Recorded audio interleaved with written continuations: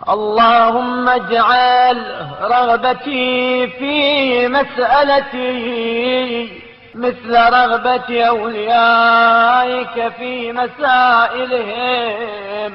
بار الہ طلب و سوال میں میری خواہش و رغبت کو ایسا ہی قرار دے جیسی طلب و سوال میں تیرے دوستوں کی تمنا و خواہش ہوتی ہے.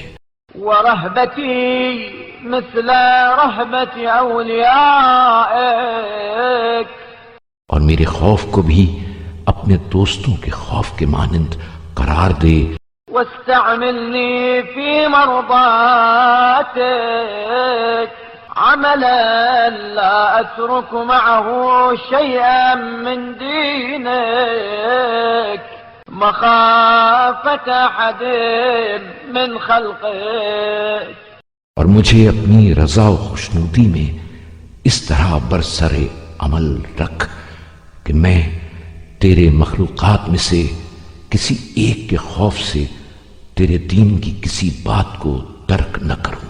اللهم هذه حاجتي فأعظم فيها رغبتي وأظهر فيها عذري.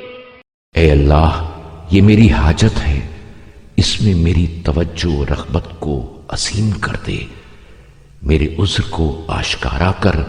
ونقني فيها حجتي وعاف فيها جسدي.